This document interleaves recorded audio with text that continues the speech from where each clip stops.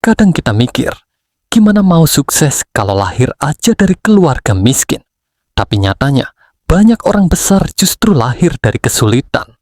Salah satunya, Howard Schultz, anak sopir truk dari Brooklyn, yang akhirnya mengubah satu cangkir kopi menjadi simbol kehangatan di seluruh dunia, Starbucks. Howard tumbuh di rumah kecil dan penuh kekurangan. Sampai suatu hari, ayahnya jatuh dari truk dan gak bisa kerja lagi. Tanpa asuransi, tanpa bantuan, tanpa harapan, Howard cuma bisa lihat ibunya bingung cari makan untuk keluarga. Dan di momen itu, dia sadar dunia ini gak selalu adil, tapi kita bisa memilih untuk tetap berbuat adil.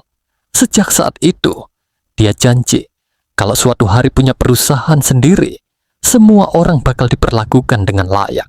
Rasa sakit itu jadi bahan bakarnya, karena kadang luka bukan penghalang, tapi arah. Beberapa tahun kemudian, Howard kerja di perusahaan alat dapur. Suatu hari, dia mencium aroma kopi dari toko kecil bernama Starbucks. Bukan toko besar, hanya jual biji kopi. Tapi aromanya bikin dia ngerasa hangat, tenang, hidup. Dan di situ, dia ngerasa bisnis bukan cuma soal jualan barang, tapi soal membangun perasaan. Kopi itu sederhana, tapi bisa bikin orang ngerasa, dilihat. Itulah yang bikin Howard jatuh cinta. Tahun 1983, Howard pergi ke Italia. Dia lihat orang nongkrong di kafe kecil, ngobrol, tertawa, menikmati waktu. Kopi di sana bukan sekadar minuman, kopi itu budaya. Dia pulang dengan satu ide besar, bawa pengalaman ini ke Amerika. Tapi waktu dia usulkan ke bosnya, jawabannya cuma satu kata, tidak. Howard kecewa, tapi di hatinya ada bisikan kecil. Kalau nggak ada yang percaya, aku harus percaya sendiri. Kadang mimpi kita terlalu besar buat dimengerti orang lain. Dan itu tandanya kita lagi di jalan yang benar. Howard keluar. Dia bikin usaha kecil bernama Il Giornale. Kedainya kecil, tapi visinya besar. Dia ingin bikin tempat di mana setiap orang diterima. Orang datang bukan cuma buat ngopi, tapi buat berhenti sebentar dari hidup yang sibuk. Dari situ Howard belajar, kamu nggak perlu mulai besar untuk punya dampak besar. Yang penting, kamu mulai. Karena dunia nggak nunggu siapapun yang cuma mikir. Beberapa tahun kemudian, Starbucks dijual.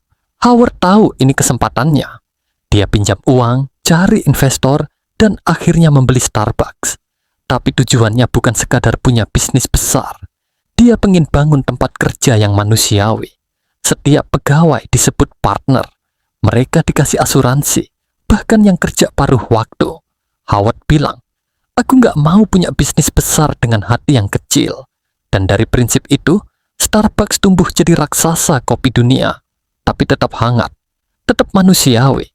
Dari rumah miskin di Brooklyn, Howard Schultz membangun kerajaan kopi yang dikenal seluruh dunia.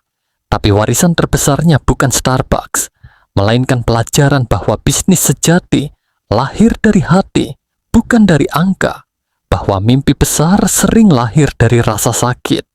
Dan bahwa orang kecil pun bisa bikin perubahan besar. Jadi kalau kamu lagi di titik rendah, ingatlah ini.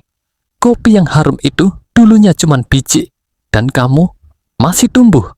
Masih bisa jadi sesuatu yang luar biasa.